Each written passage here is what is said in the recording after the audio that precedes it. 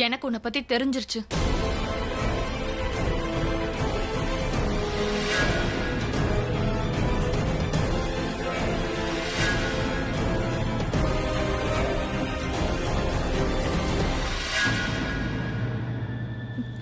அட, நான் பேசுறத முழுசா கேட்காமே போயிட்டா. நான் சொல்ல வந்தது எனக்கு நல்லா புரிஞ்சிருச்சு. நீ எவ்வளவு ஸ்ட்ராங்னு, எவ்வளவு ஹார்ட் ஒர்க்கிங்னு. இத கேட்டிருந்தா கண்டிப்பா அவ இங்க இருந்து போயிருக்க மாட்டா. இப்ப என்ன பண்றது? இப்படி பைத்தியம் கூட இருக்கிறதா இருந்தா யார் இங்க தங்குவாங்க? No one.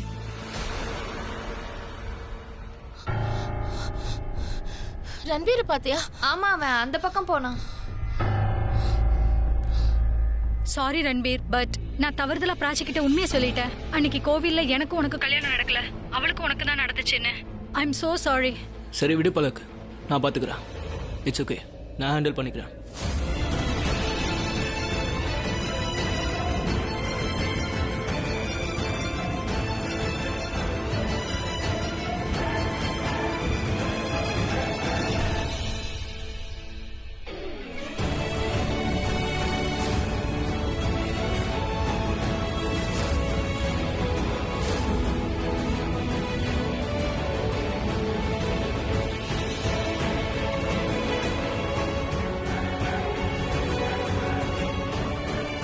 வழக்கமாக கோவத்தில் யாருக்கும் மூளை வேலை செய்யாது.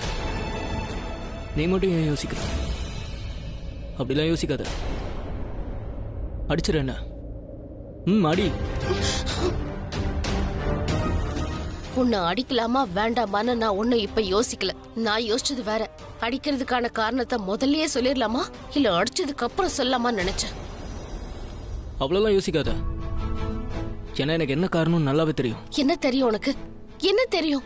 நீ எப்பவும் இப்படிதான் இருப்பேன்னு எனக்கு தெரியும். ஏன்னா உன்னை பத்தி எனக்கு தெரியும். எப்படி இருக்கனா? இப்பதான் கொஞ்ச நேரத்துக்கு முன்னாடி என்ன வெளியே புகழ்ந்து பேசிட்டு இருந்தேன். ஆனா இப்போ என்ன? அப்ப எனக்கு எதுவும் தெரியாது. உண்மையான ரன்பீர் கோலி எப்பேற்பட்டவன்? உண்மையான ரன்பீர் கோலி எப்படிப்பட்டவன் சொல்லட்டுமா? பொய் பேசுறவன், துரோகம் பண்றவன், அவன் ஒரு ஃப்ராட், சீட்டர்.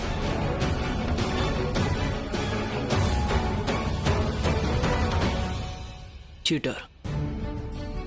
ஆமா, சீட்டர். நீ வந்து ஏமாத்தி என்ன கல்யாணம் பண்ணிக்க பாத்திருக்க ரன்பீர். உன்னை சீட்டர்னு சொல்லாம வேற என்ன சொல்றது? துரோகம்ன்றது நான் உன்னை கல்யாணம் பண்ணிருந்தா தான் நடந்திருக்கும் பிராச்சி. நான் தான் உன்னை கல்யாணம் பண்ணிக்கவே இல்லையே. ஆனா நீ அப்படி யோசிச்சது உண்மைதானே? யோசிச்சதுக்கும் அந்த செயலை செய்யறதுக்கும் ஒரு வித்தியாசம் இருக்கு எனக்கு பிராச்சி. அப்படி தோணல. எனக்கு எல்லாம் சேம் தான். தப்பா யோசிக்கிறவன், தப்பு பண்றவன் எல்லாம் ஒண்ணுதான். உன்னை பத்தி யார் நல்ல மனுஷா யோசிக்கிறாங்களோ அவங்க தான் நல்ல மனுஷனா? அப்படின்னா நான் உன்னை பத்தி நல்லதா மட்டும் தான் யோசிச்சு வச்சிருக்கேன். அதனால தான் நான் கல்யாணமே பண்ணிக்கல. நான் எப்படி இதை நம்புறது? எனக்கு எப்படி தெரியும் நீ பயத்தினால பேக் அவுட் ஆனியா? வேற காரணமா? I don't know.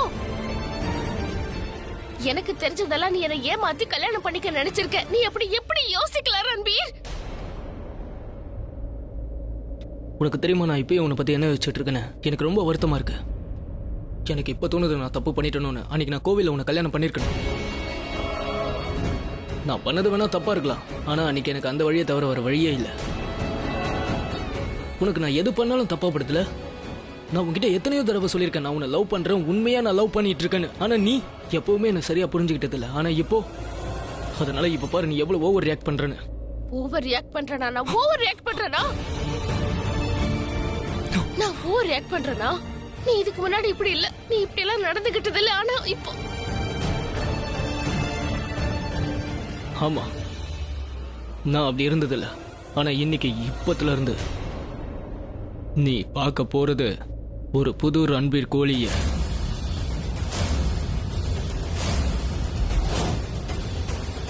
பிராச்சி, உன்னை ஒவ்வொரு நாளும் நான் உயிருக்கு உயிரா லவ் பண்ணிருக்கேன். அதோட நான் ஒவ்வொரு நாளும் இனிமே உன்னை லவ் பண்ணிட்டே இருக்க போறேன். ஒவ்வொரு நொடியும் நீ இன்னில இருந்து ஒரு புது ரன்பீர் கோலிய பாப்ப. நான் உண்மையானவன், என்னோட காதலும் உண்மையானது. உனக்கு எதுவும் நடக்க விடவே மாட்டேன்.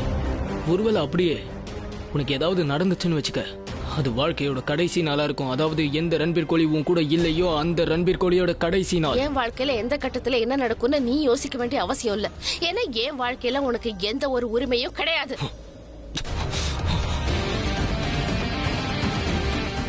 நீ எனக்கு சொந்தமானவ. அதோட உன் மேல எனக்கு முழு உரிமையும் இருக்கு. ஏன்னா நான் உன்னை உண்மையா காதலிச்சுக்கிட்டு இருக்கேன். நீயும் என்னை காதலிக்கிறேன்னு எனக்கு நல்லாவே தெரியும். அவ்வளோ காதலிச்சுக்கிட்டு இருக்க. ஆனா நீ என்கிட்டயே போய் சொல்லிட்டு இருக்க. ஒருத்தர் காதலிக்கிறோம், அதனால ஒருத்தர் மேல ஒருத்தர் முழுமையான உரிமை இருக்கு. முழுமையான உரிமை. நான் உன்னை காதலிக்கல ரன்பீர். ஆரியன், பிராச்சி என்ன லவ் பண்ணலையா? அத நான் எப்படி சொல்ல முடியும்? அவளோட கண்ணை பாரு.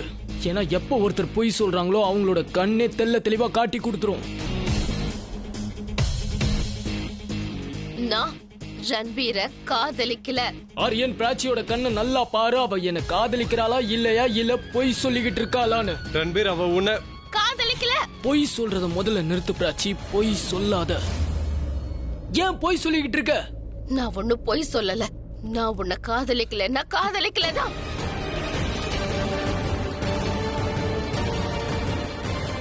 என்னாச்சு உனக்கு? ஏன் இந்த மாதிரி எல்லாம் பண்ணிக்கிட்டு இருக்க?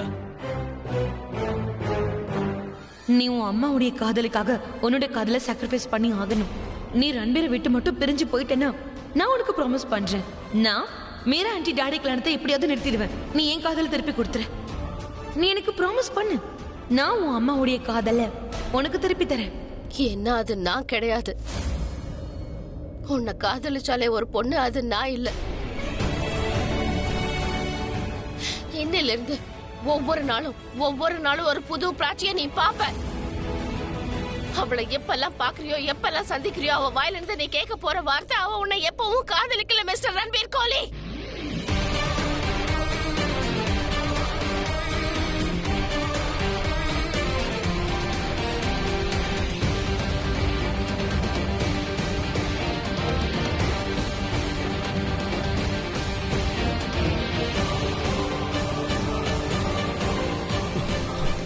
என்ன ப்ரோ இது? What is this behaviour?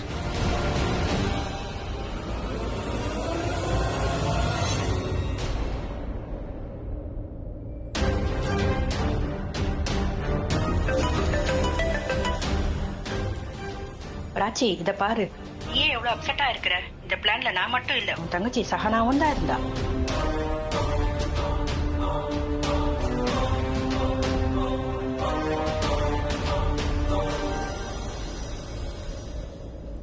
Prachi,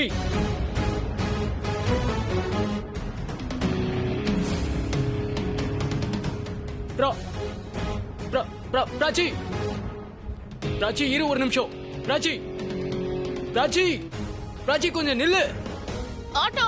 Prachi, Prachi கேளு ப்ளீஸ். நான் சொல்றத கொஞ்சம் கேளு பிராச்சி. வண்டி எடுங்க சீக்கிரம். நான் சொல்றது கேட்டுதான் போ பிராச்சி.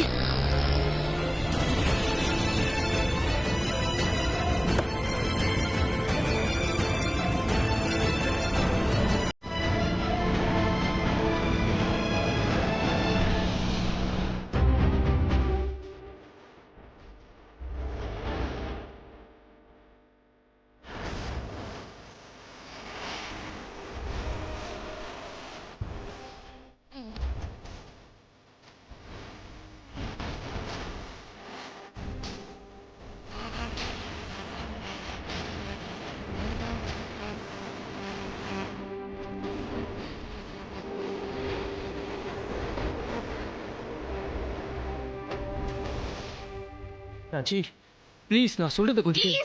ப்ளீஸ், நான் சொல்றத கேளு. அண்ணா வண்டி எடுங்க. இரு, நான் சொல்றத கொஞ்சம் கேளு பிராச்சி ப்ளீஸ். பிராச்சி, பிராச்சி.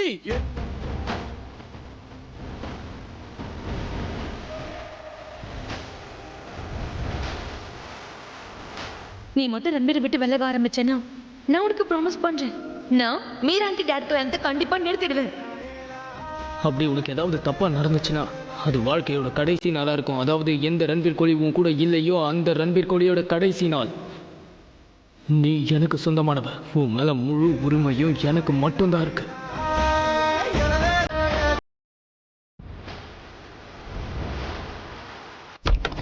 என்ன?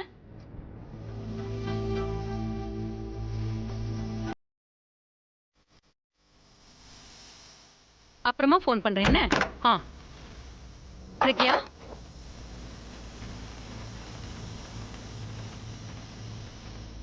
பிரக்யா,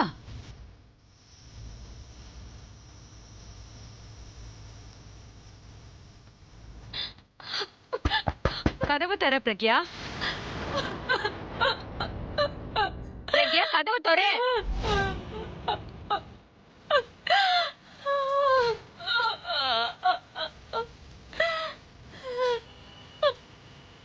என்னாச்சு?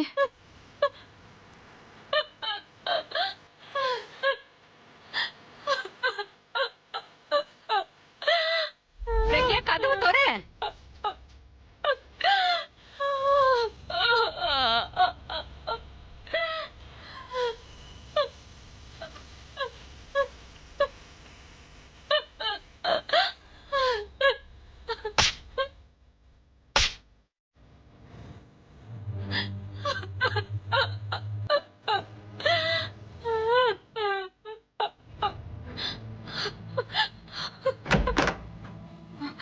பிரக்யா, பிரக்யா, எனக்கு நல்லா தெரியும் கண்டிப்பா ஏதாவது நடந்திருக்கும்னு. நீ இப்படி கதவு சாத்திட்டு உள்ள தனியா உட்கார்ந்து அழுதுட்டு இருக்க. எத்தனை தடவை கதவு தட்டினாலும் நீ கதவு திறக்கவே மாட்டேங்கிற. இப்ப சொல்லு, என்ன நடந்துச்சு? மிஸ்டர் மெஹரா உன்னை சந்திச்சாரா இல்லையா? என்ன மறைக்கிற? காட்டு என்கிட்ட. அட கடவுளே, யார் இப்படி பண்ணது? சொல்ல, யார் இப்படி பண்ணது? பிரக்யா, என்னாச்சுமா? ஏன் இப்படி அழற? இங்க பாருமா, நான் உனக்கு அம்மா இல்ல, ஆனாலும் சொல்றேன், நீ தனி ஆள் கிடையாது. உனக்கு துணையா நான் இருக்கேமா. யார் இப்படி பண்ணது? ஆலியா தானே இப்படி பண்ணா. அந்த ஆலியாவை நான் சும்மா விட மாட்டேன். ஆலியா இத பண்ணல. ஆலியா என்ன எதுவும் பண்ணல. யார் கடிச்சது? எப்படி நடந்துச்சு? அவர் ஏன் உன்னை கூப்பிட்டாரு? என்ன நடந்துச்சு சொல்லு. அங்க அங்க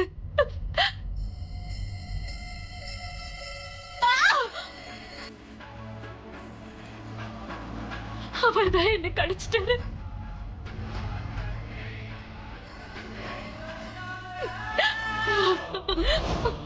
மிஸ்டர் மெஹரா உன்னை கடிச்சாரா? ஆனா ஆனா ஏன்?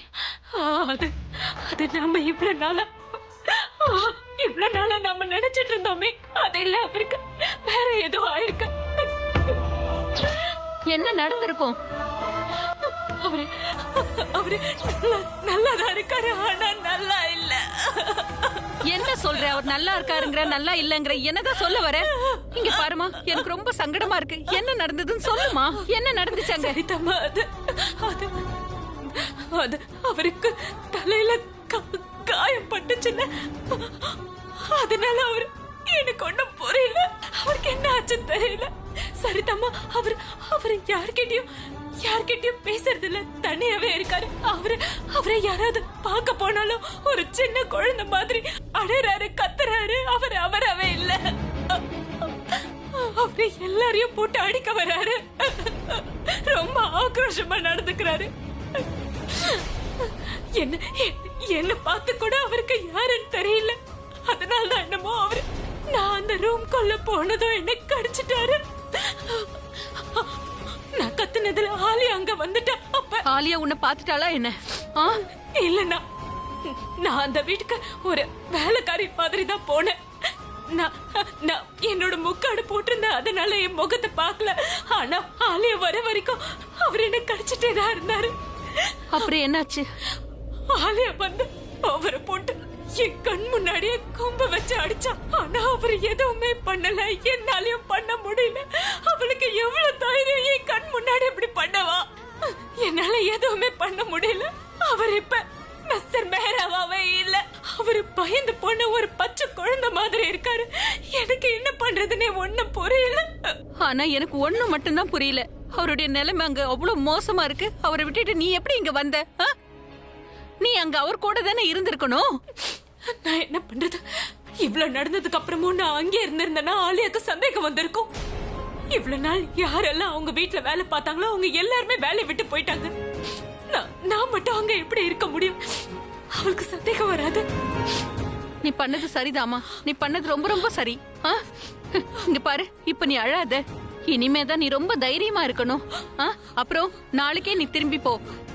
எப்படியாவது கண்டுபிடி மிஸ்டர் மெஹரா இந்த நிலைமைக்கு ஆளானதுக்கு யார் காரணம், நம்மளால என்ன பண்ண முடியும்னு. அண்ணி, டாக்டர் எப்ப வருவாங்க? வந்து இன்ஜெக்ஷனை போட சொல்லுங்க. டாக்டர் இங்க 10:30 வந்துருவாரு. அப்புறம் நீ கண்டிப்பா டாக்டர் சந்திச்சே ஆகணும். ஆமா, தனியா மட்டும் போய் சந்திச்சிடாத.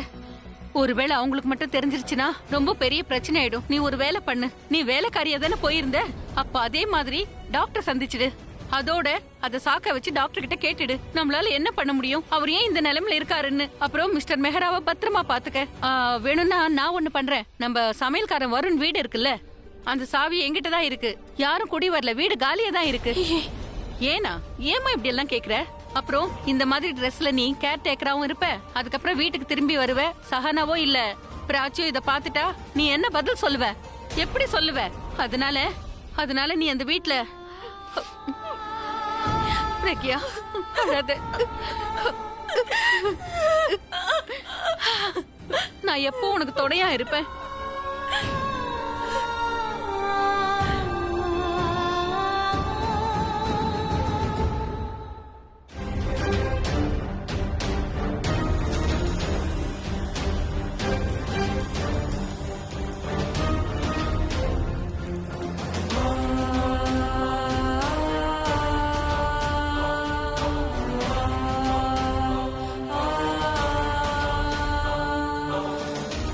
எங்க இருக்க நீ?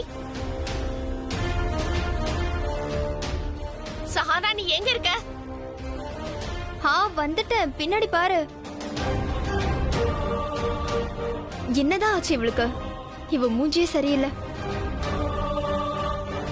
ஆமா, ஏன் இப்படி மூஞ்சி உம்முன்னு வச்சிருக்க? என்ன நினைச்சிட்டு இருக்க உன் மனசுல? என்ன ஆச்சு? எதுக்கு இவ்ளோ கோவமா இருக்க? ஏன் என்ன நடந்ததுன்னு உனக்கு எதுவும் தெரியாது? எனக்கு எப்படி தெரியும் உன் மனசுல இருக்கிறது? அப்படியா? அப்ப கேட்டுக்க, நீ எனக்கு துரோகம் பண்ணிருக்க. நீ எனக்கும் ரன்பீருக்கும் கல்யாணம் பண்ணி வைக்க நினைச்சல? சொல்லு, வாயை திறந்து சொல்லு. ஏன் வாயை மூடிட்டு இருக்க? நீ என்ன கோயிலுக்கு கூட்டிட்டு போய் ரன்பீருக்கும் எனக்கும் கல்யாணம் பண்ணி வைக்க நினைச்சிருக்கல சஹானா? நான் உன் அக்கா தானே. யாராவது அக்காவுக்கு இப்படி பண்ணுவாங்களா? என்ன சொன்ன நீ என்கிட்ட? என்ன சொன்ன நீ என்கிட்ட? வந்து பலக்குக்கு நம்ம உதவி தேவை, அதுக்காக தான் கோயிலுக்கு போகணும்னு சொன்ன. பலக்குக்கு கல்யாணம் நடக்குதுன்னு சொன்ன. ஆனா உண்மை இதுதான், பலக் கல்யாணம் இல்ல, ரன்பீருக்கு கல்யாணம் நடக்க இருந்தது, அதுவும் ஏன் கூட. இந்த விஷயத்தை நீ என்கிட்ட மறைச்சிருக்க. ஏன் சஹானா? சொல்லு, ஏன் அமைதியா இருக்க?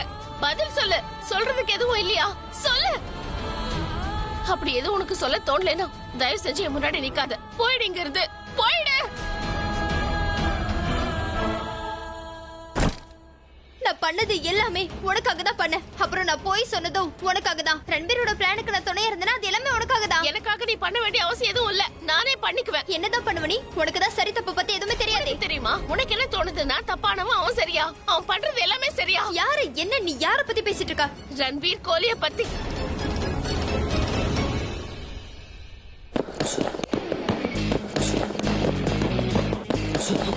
My fault. No wake up. நான் தப்பானவன் கிடையாது. ப்ரோ, நீ உன்னை பத்தி மட்டுமே யோசிச்சுக்கிட்டு இருக்க. நீ ஒரு தடவை அது யோசிச்சு பாத்தியா பிராச்சிக்கிட்ட எப்படி பிஹேவ் பண்றேன்னு? நீ சொல்றியா எனக்கு எப்படி பிஹேவ் பண்ற? என்ன ப்ரோ, நான் அப்படி சொல்லவே எப்படி வரல. பிஹேவ் பண்ணனும் நீ எனக்கு கத்து கொடுக்காத, எனக்கு தெரியும். Don't teach me.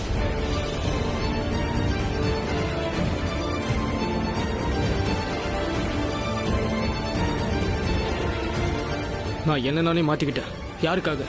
பிராச்சிக்காக. நான் எதுவா இல்லாம இருந்தனோ அதுவா மாறினேன். யாருக்காக?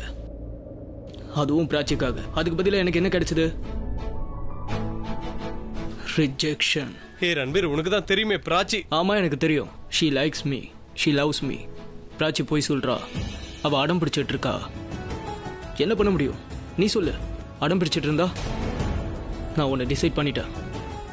நான் பிராச்சியோட இந்த பிடிவாதத்தை உடைக்க போறேன். அப்படி ஒரு தடவை நான் உடைச்சிட்டேன்னு வை, நான் பிராச்சியை சொந்தமாக்கிக்கிறத யாராலையும் தடுக்க முடியாது. She will be Mrs. Ranbir கோலி. நீ என்னதான் பேசிக்கிட்டு இருக்க ரன்பீர்? நீ முன்ன மாதிரி இல்லையே ப்ரோ. நீ முதல்ல உன்னை பாரு. எனக்கு தெரியும் நான் முதல்ல இப்படி இல்லைன்னு. ஒருவேளை பிராச்சி மட்டும் என்ன விரும்பலனா நான் அப்படி மாறி இருக்கவே மாட்டேன். ஆனா பிராச்சி தான் இப்படி மாத்தனா. நான் பிராச்சியோட காதலை அடையறதுக்காக, பிராச்சியோட நம்பிக்கை அடையறதுக்காக நான் என்னெல்லாம் பண்ணல, அதெல்லாம் உனக்கு நல்லாவே தெரியும். ஆனா பாரு, எனக்கு பதிலுக்கு என்ன கிடைச்சது? எல்லாருக்கும் முன்னாடியும் என்ன வேண்டான்னு சொல்லிட்டேன். ப்ரோ, உன்னுடைய அப்ரோச் அப்படித்தானே இருந்தது. நான் ஒத்துக்கிறேன், என்னோட அப்ரோச் தப்பு தான். ஆனா நான் முயற்சி பண்ண ஆரியன் எனக்கு ஏன் மேலேயே கோவமா வருது. அன்னைக்கு மட்டும் நான் கோவில்ல பயப்படாம இருந்திருந்தா இந்நேரம் கல்யாணம் பண்ணிருப்பேன்.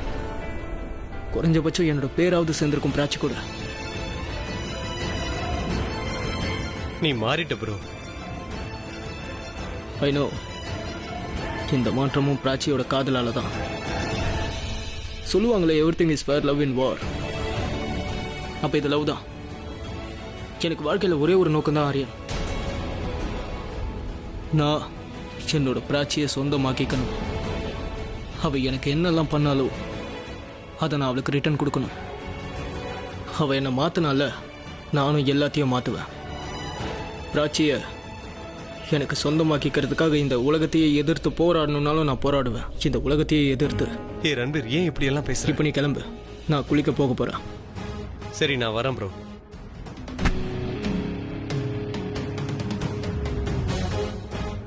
ஆமா சீட்டர், நீ வந்து ஏமாத்தி என்ன கல்யாணம் பண்ணிக்க முயற்சி பண்ணிருக்க ரன்பீர். சீட்டர் இல்லாம உன்னை என்ன சொல்றது? நான் உன்னை காதலிக்கல ரன்பீர்.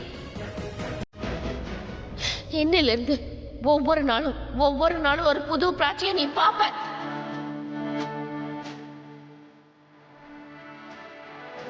பிராச்சி, நம்மளோட காதல் ஒரு ஒன்வே டிராஃபிக் மாதிரி ஆயிடுச்சு. ஒன்ஸ் இதுக்குள்ளே வந்துட்டா நம்ம ரிட்டர்ன் போக முடியாமல் நேராக போயிட்டே இருக்க வேண்டியதுதான். பிராச்சி, நீ தயாராக இருந்துக்க. என் கூட நடந்து வர வேண்டியது இருக்கு.